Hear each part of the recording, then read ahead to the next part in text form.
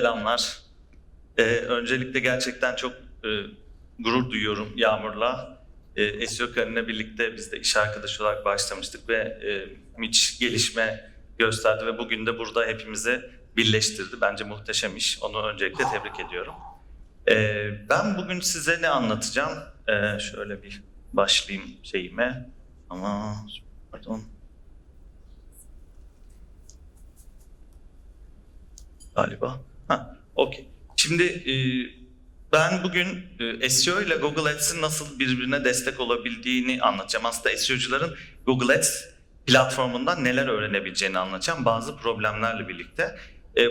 Bu konuya aslında nereden geldim bir onu anlatayım. Şimdi ben aslında aşağı yukarı 18 senedir profesyonel olarak işte 2006-2007 gibi online pazarlama uzmanı olarak başladım kariyerime. Daha sonra ajans hayatına devam edip 15 senede ajansta çalıştım ve aslında dijital pazarlamanın birçok yerine dokundum. İşte Google Ads ile başlamıştım, sonradan SEO ile devam ettim, sonradan hepsine geri döndüm. Onun için çok fazla bu iki alanı deneyimleme fırsatım oldu. Bu iki alanı deneyimleme fırsatım olunca da bir de aynı zamanda tabii bir de konferans hayatım var. Herhalde yine yaklaşık 13 senedir pandemi bölümünü saymazsak yurt dışında herhalde 30'un üzerinde konferansa katıldım. Çünkü orada gelişmeni çok merak ettiğim için ilgi duydum ve çok fazlasına katıldım. Bununla birlikte de işte son 6-7 senedir de farklı ülkelerde konuşmalar yaptım. İşte Paris'e gittim, Berlin'e gittim, Avustralya'ya gittim. En sonunda da aslında Search Love Londra'da bunun çok benzeri bir konuşma yapmıştım. Bu da ikinci olarak yine bu konuyu sizlerle paylaşmak istedim. Buraya geliş noktam da şu oldu, şunu gördüm konferanslarda insanlarla sohbet ederken ve çalıştığım markalarda da bunu gördüm. Şimdi bir Google Ads var yaptığımız, bir de SEO var. Genelde bu ekiplerin birbiriyle çok yakın, yani aslında çok benzer şeyleri yapıyorlar. Tabii ki arada birçok değişiklik var tabii ki ama sonuçta search'e bakıyorlar ve çok uzak şeyler yapmıyorlar. Ama birbirleriyle çok konuşmadıklarını gördüm. Konferanslarda, etkinliklerde, yurt dışı ajanslarda, Türkiye'de aslında iki tarafında birbirinden öğrenebilecek inanılmaz şeyler var. Bu dijitalin içerisindeki her alan için aslında geçerli. Ama çok konuşmadıklarını gördüm. Onun için aslında bu konu aklıma geldi ve ilk defa da Search Lab Londra'da bunu anlatmıştım. Bu da aslında şu, bazı SEO problemlerimiz var. Bizim böyle kafayı yediğimiz, çözmeye çalıştığımız. Ama aslında bunların bazılarını belki Google Ads'ten çözebilir miyiz? Bize nasıl faydalı olabilir? Onlarla ilgili 10 tane önerim var size. Şimdi bir kere, geriden geldim. Bir kere zaten artık datanın inanılmaz azaldığı bir dönemde yaşıyoruz. Google işte reklam yapıyoruz. Google Ads yeni reklam modelleri getiriyor. PMax getiriyor. Diyor ki artık eskisi kadar ben sana data vermiyorum diyor. Yine benzer şekilde Google eskiden çok güzel Analytics'imize girip işte kaç tane kelime, hangi kelimelerden trafik aldık, bu kelimeler satış getirdi mi, nasıl dönüş yaptı, bunlara bakarken 2011 yılında Not Provided diye bir şey hayatımıza girdi ve artık hiçbir şey görmemeye başladık. Aynı şekilde işte Search Console'a giriyoruz. Diyor ki yine Google, yani bir kere şey ayırdı zaten işte Analytics ve Search Console'la birlikte, dedi ki tamam Analytics'te bunu vermiyorum.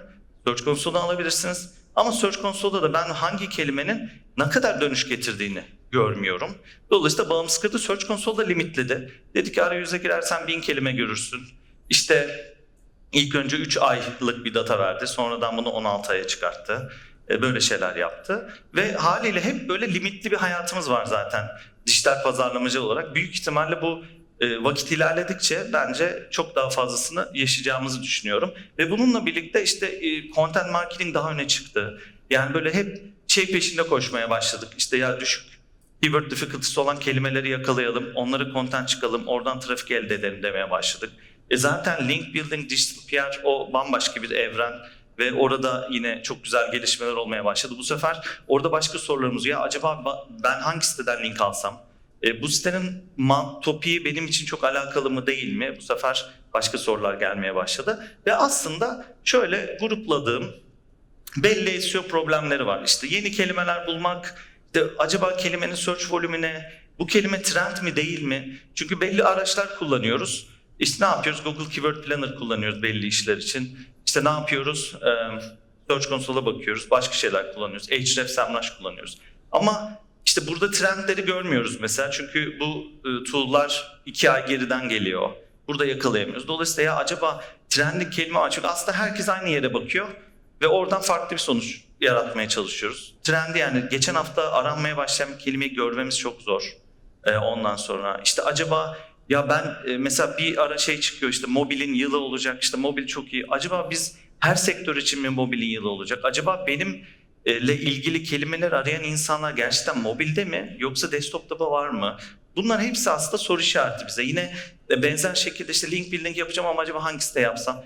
Kelimeler var elimde bir sürü. Ya bunları nasıl gruplayabilirim? Gibi böyle birçok sorumuz var. Şimdi ben burada bunları öncelikle 4 gruba böldüm ve kendimce Google Ads arayüzünden bunları nasıl faydalanabiliriz onu anlatmak istiyorum size. Şimdi ilkimiz yeni kelimeler bulmak ve gerçekten ya acaba bu search volümü nedir bu kelimenin, bir onu anlamak aslında. İşte ikincisi ya bu kelimeleri bulduk da nasıl gruplayabiliriz? Bunu yine başka bir soru işareti olarak geliyor. Owning the search dediğim, bu benim çok inandığım bir konu. Aslında özellikle ajans hayatına başladıktan sonra bunu da anlatmaya çalıştım. Çünkü bir yerde bir kere sıralama alabilirsiniz ama aslında o SERP'in içerisinde başka siteler de var. Dolayısıyla oradan nasıl yer alabiliriz? Google Ads'le bunun birleşimi ne acaba? Ben total olarak bu pazardan ne kadar pay alıyorum? Gibi sorularımız var. Bir de link building ile ilgili sorularımız var. Şimdi öncelikle yeni kelimeler bulmak ve bunun search volümünü anlamaya nasıl bakabiliriz Google Ads'ten? Şimdi Google Ads'te Keyword Planner var. Evet, bazen değil, çoğunlukla benim gördüğüm kullanım, giriyoruz bir kelime yazıp onun etrafındaki diğer kelimeleri anlamaya çalışıyoruz. Ama bu böyle yani çok önde bir özellik olmadığı için çok kişinin kullandığını görmediğim bir şey. O da aslında URL'le arama. Yani Google Ads Keyword Planner'a bir URL yazarak Google'ın o URL'le ilgili ilişkili bulduğu en çok aranan kelimeleri görebilirsiniz. Google kendi getiriyor bu listeyi. Şimdi ben bunu bir adım öteye taşıdım. Dedim ki benim bir konum var. Yani ben X bir konuda kelime merak ediyorum, insanlar ne arıyor diye. Ve nasıl bulabilirim? Dedim ki organikte birinci çıkan site ne demek? Aslında Google büyük ihtimal her türlü topical olarak, semantik olarak süper anlamıştır ki orada yer alıyordur. Giriyoruz, kelimemizi arıyoruz, ana kelimemiz neyse. Mesela burada ben student loans'u aldım ve bunun ilk sırasında da NerdWallet çıkıyor. Onun URL'ini alıp koyduğumda sektörle alakalı, yani o kategoriyle alakalı daha da alakalı kelimeleri karşıma getiriyor. Dolayısıyla burada kendi URL'inizi koymak çok doğru olmayabilir sıralama almıyorsanız. Ama gidip birinci sitenin URL'ini koyup bakmak size gerçekten o sektörle ilgili birçok kelimeyi gösterecektir. Bu güzel bir özellik, çok kişinin kullandığını görmediğim bir özellik. Yine bir de şu var, yine ikinci olarak işte search kampanyaları yapıyoruz. Tabii ki şu an Google Ads'te PMax de geldi ama en azından şu anlık search kampanyaları devam ediyor. PMax'in de sunabildiği bazı veriler var. Ne yapıyoruz orada? İşte broad match, phrase match, eşleşme tiplerine göre kampanyalar yapıyoruz ve Google'da bizi bazı kelimelerle eşleştiriyor Google Ads'te. Yani search term'ler. Yine aslında insanların, Google Ads'çilerin çokça bildiği, çok fazla baktığı ama mesela SEO'cularda çok baktığını görmediğim bir şey. Burada da bunu yaptıktan sonra bize Google diyor ki işte bunlar search term'ler ve daha güzel bir şey yapıyor aslında. Eğer Ads'imizdeki bütün settingler tamamsa bana diyor ki sen şu search term'den trafik aldın ve bununla birlikte bunun conversion'ı bu. Yani aslında dedim ya demin, göremediğimiz bir şey. Ya hangi kelimeye ben SEO'ya yatırım yapmam lazım? Nerede çıkayım? Yani nasıl kararı vermek lazım? Aslında bunun business'a faydası var mı yok mu? Oradan yola çıkmak lazım.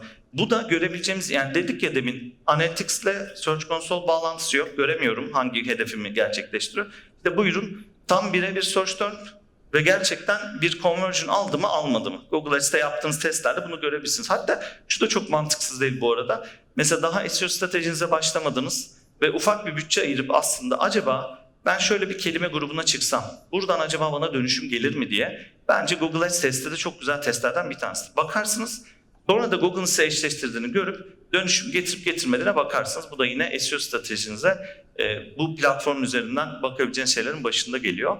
Bunun daha da detayına bakmak istiyorsanız yine Google Analytics'in içerisinde, şu an GA4'te de var, aynı demin gösterdiğim search terms alanı Google Analytics'te de var ve burada da yine girip, hatta bir adım öteye gidip ya bu kelimeden gelen sayfamda ne kadar kaldı? İşte eski bounce rate, şimdi engagement rate, işte engage oldu mu olmadı mı? Dönüşüm gerçekleştirdi mi? Bunların hepsini de detaylı bir şekilde görebilirsiniz. Dolayısıyla bu da, çünkü ben şöyle bakıyorum, aslında yaptığımız bütün işler için bu geçerli. Aslında sizin değeriniz yarattığınız değerle ölçülebilir bir şey. Yani şu çok Evet, havalı olabilir. İşte ben bir sitenin trafiğini 1 milyondan 7 milyona çıkardım. Hava olabilir. Ama ikinci sorum şu olur. Ne kattınız business'a? Yani ne kadar ciro yaptı? Bu 6 milyonun bir anlamı var mı? Şimdi onun ya işte anlamı yoksa bugün her türlü kelime bulup 1000 tane içerik yaratıp trafik alabiliriz. Çok sıkıntı değil. Ama önemli olan gerçekten satışa dönüştü mü? Bir anlamı oldu mu? Onu da görmenin yolu bu. Gerekiyorsa 1 milyondan 1,5 milyona çıksın. Ama işletmenin sattığı şey işte 3 milyon dolardan 5 milyon dolara çıksın. Bence bu çok daha önemli. Tabii ki sadece içerik sitesi değilseniz ve kaliteli trafik istiyorsanız. Şöyle devam edeyim. Ve bununla birlikte yine dediğim gibi biraz böyle artık Google Ads'teki yeni yöntemlerle daha geriye giden ama hala devam eden bazı şeyler var. Bu da işte DSA diye, Dynamic Search Ads. Aslında bu da şunu yapıyor pratik bir şekilde. Siz oraya domaininizi ya da ilgili sayfanızı giriyorsunuz. Google diyor ki kampanyaları her şeyini ben hallederim. Hangi kelimenin çıkacağını ben söylerim diyor DSA'de. Siz hiç kelime vermiyorsunuz, sadece URL veriyorsunuz. Tabii SEO'nuz iyiyse daha da güzel çalışıyor bu kampanya tipi. Ve burada da ne görebiliyorsunuz? İşte ben domainimi veya ilgili kategorimi verdiğimde Google otomatik eşleştiriyor ya. Yani ben kelime bulmama gerek olmuyor. Onun için bir baktık Google Ads arayüzüne direkt hangi kelimelerle Google'ın eşleştirdiğini. Çünkü ben kelime girmiyorum. Belki benim kaçırdığım kelimeler olabilir baktığım yöntemlerle.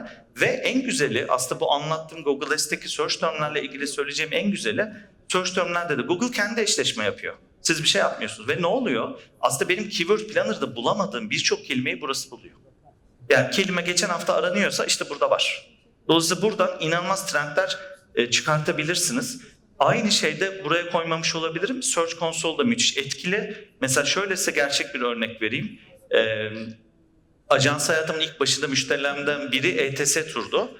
Ve o zaman da işte ETS Tur'un Search Console üzerinden, çünkü biliyorsunuz Search Console'da da sayfa bazında eşleştirmeleri yeni kelimeleri de getiriyor. Yani sadece böyle çok sabit kelimeler getirmiyor. Yeni kelimeleri de getiriyor ve ETS Tur'da şöyle bir şey keşfetmiştik Search Console'a bakarak. O zaman da grup alışveriş siteleri var, Grupanya ve benzeri.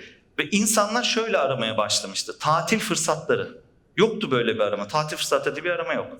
Ve bir baktık daha böyle geçen ay coşmuş yani ve inanılmaz artıyor. Hemen ETS'nin o kelimede çıkan sayfasının URL'ini ve title'ını değiştirmiştik ve sayfa bir anda normal çok vasat bir sayfa. 3 otel falan satıyorlar ve birinci sıraya geldi çünkü hiç kimse yapmamış. Ve bir anda o sayfadan yani günde böyle 50-100 tane rezervasyon satmaya başladılar. Onun için bu çok değerli çünkü sizin baktığınız Google Ads, Keyword Planner, SEMrush bunlar zaten herkes bakıyor. Önemli olan trendi yakalamak.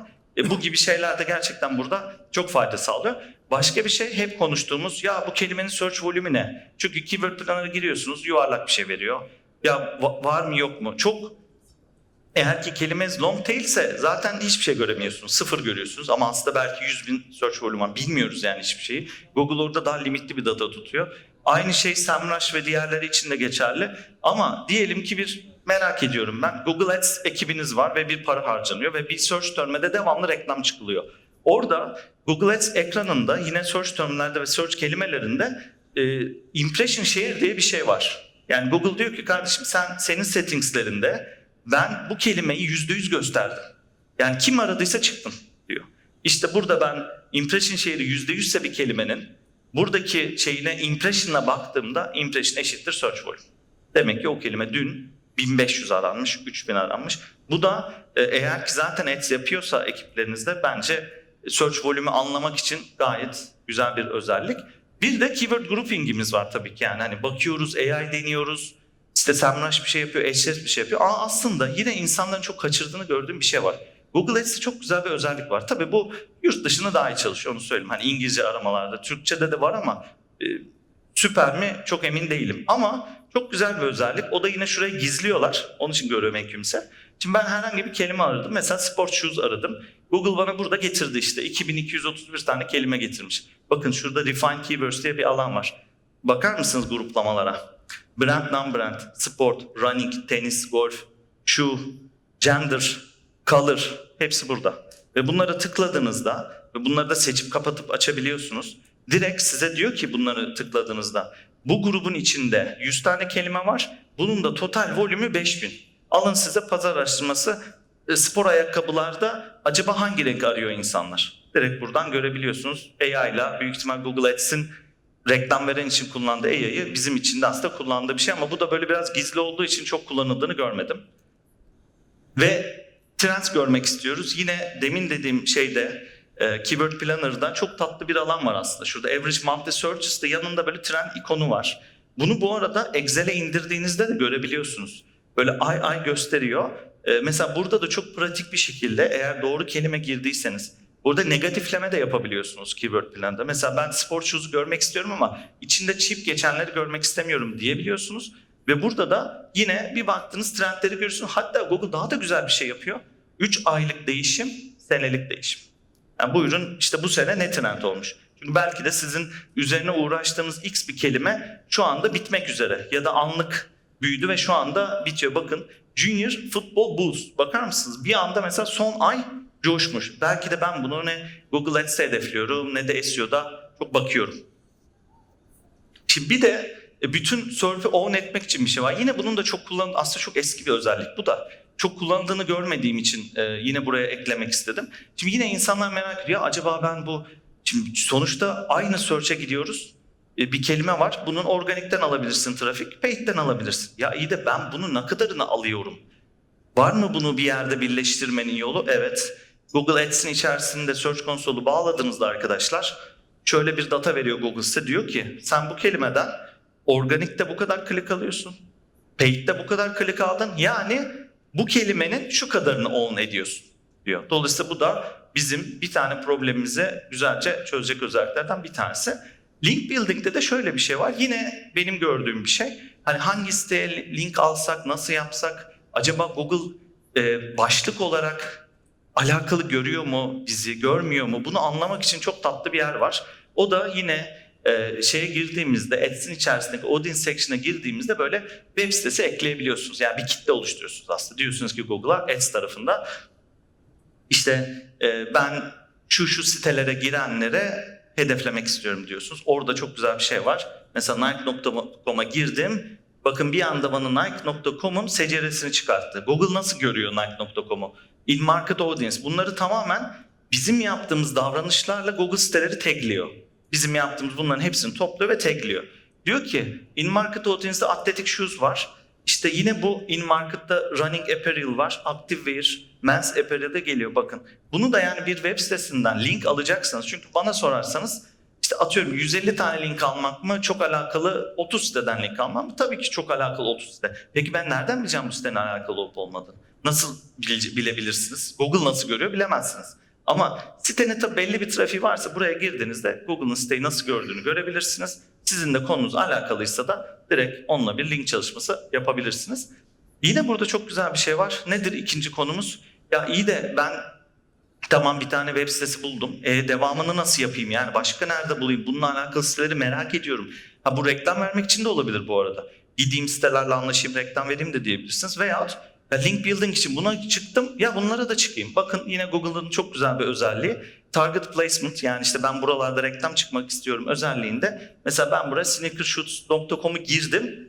Bakın buyurun aşağıda Google'ın bu konuyla ilgili sneaker benim girdiğim siteyle bağlantılı olduğunu düşündüğü direkt siteleri giriyor. Hatta aşağıda da var. Hatta yanlarında da AdSense alıyorlarsa impression'ını yazıyor. Yani tahmini trafik gibi düşünebilirsin. İşte aylık 25 milyon, 30 milyon, 1 milyon, 1,5 milyon gibi bir aralık söylüyor. Burayı da böyle kullanabilirsiniz.